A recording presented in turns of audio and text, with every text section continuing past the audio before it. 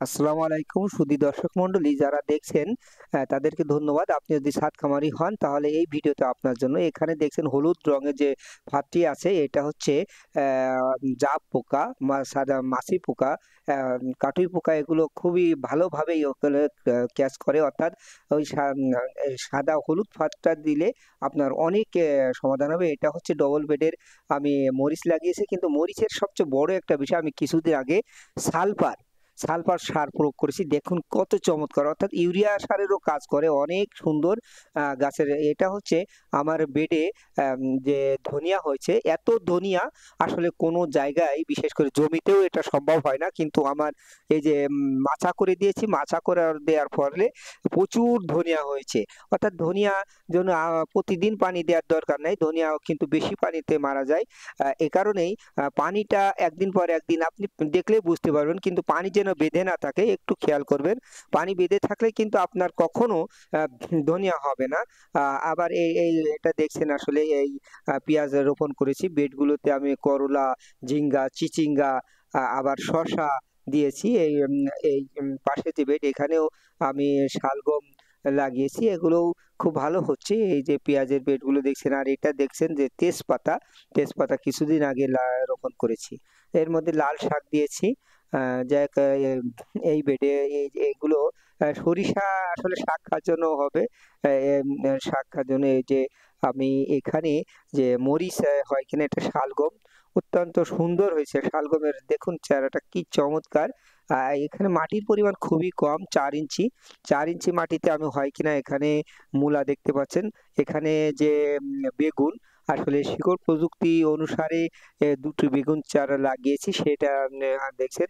আমরা এরপরে আমি যে ছাদের যে সবচেয়ে গুরুত্বপূর্ণ যে এইটা হচ্ছে গ্লাডিওলাস ফুলের চারা। এখানে ১৮ স্কয়ার ফিটে আমার প্রায় ১০০ টি চারা আছে। এই ১০০ টি চারা ২১শে ফেব্রুয়ারির মধ্যেই ফুল পাবো আশা করা যায়। প্রতিটা কর্ণ প্রায় ৳২০ করে বিক্রি হয়। এটা হচ্ছে বসার জায়গা আমি তৈরি করেছি। আসলে আমার যে ডবল বেড এবং বসার জায়গার পাশেই করেছি। এই কন্দগুলো দেখছেন কত সতেজ সুন্দর। অবশ্যই একদিন পানি দিতে পারিনি। এই সেই পেয়ারা গাছ। আসলে এভাবেই আপনাদেরকে অ্যাম আ একটু বলে রাখি যে সুন্দর করে যদি আ ছাদ বাগান করেন তাহলে আপনার ছাদের একেবারে সারা বছরের সবজি। এই বেডটা এই যে পেঁয়াজের বেডটা প্রায় ৪৮ ফিট লম্বা। আমার এই বেডে প্রায় ১,০০০ মতো আ আ পেঁয়াজের রোপণ করেছি। পেঁয়াজের বয়স আজকে ১৫ দিন মতো হইছে। ১৫ থেকে ২০ দিন। সে অ্যাকচুয়াল ডেটটা মনে নাই। তা আসলে ৭০ কেজি মতো পেঁয়াজ হবে এবং পাশের যে বেডটা দেখছেন এটা রেলিং এর কাজ করে। অর্থাৎ এই বেডে কখনো আম আর রেলিং দেয়া অতিরিক্ত রেলিং দেয়া যায় না। সিকিউরিটি আ কাজ করে। আসলে এই যে আমার যে শাক দেখছেন আ আ এই শাকগুলো অত্যন্ত সুন্দর হয়েছে। আবার এটা হচ্ছে আপনার পেঁয়াজ, পেঁয়াজও সুন্দর হয়েছে। দেখতে থাকুন ভালো লাগবে। মাঝে, মাঝে পেঁয়াজের পরিচর্যা বলে যে পেঁয়াজের যে রোগগুলো হয় বিশেষ করে আম আম কন্যা ক কাণ্ড পচা রোগ, বিশেষ করে ছত্রাকনাশক দিবেন পেঁয়াজে। ছত্রাকনাশক প্রায় ১৫ দিন অন্তর, অন্তর দিতে হয়। কারণ পেঁয়াজের আম আম এই যে ছত্রাকটা এত পরিমাণ ক্ষতি করে আপনি কল্পনা করতে পারবেন না।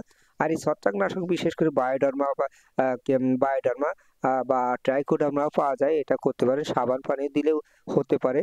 তাহলে ছত্রাকনাশক আপনি এভাবে করতে পারেন। আবার যদি পেঁয়াজে কিছু পোকা লাগতে পারে, অ্যাম সেই পোকাগুলো আপনি ইমিডাক্লোপিড গ্রুপের ইমিটা ব্যবহার করতে পারেন। তা যাই হোক এভাবেই আমার ছাদকে সাজিয়েছি। তা এই দেখুন কি পরিমাণ যে টমেটো হয়েছে। এখানে কিন্তু মাটির পরিমাণ অত্যন্ত কম। মাত্র ৩ ইঞ্চি মাটি। অনেকে হয়তো বলতে পারেন যে মাটিতে কম, মাটিতে হয় না। কিন্তু আমি প্রমাণ করেছি এটা হচ্ছে এবং চমৎকার। একেবারেই এক কথায় চমৎকার। আমি নতুন করে কিছু রসুনের কুয়া লাগিয়েছিলাম। দেখুন গজিয়ে গেছে রসুনের এবং সবচেয়ে বড় যে আমার এই যে বেডটা দেখছেন এখানে যে রসুন হয়েছে, এই রসুনগুলো কিন্তু এক্কেবারে মার্ভেলাস। আর বলার অপেক্ষা রাখে না যে একটা গুঁড়া অত্যন্ত মোটা। দেখুন একটা রসুন গাছের গুঁড়া এত মোটা হয়।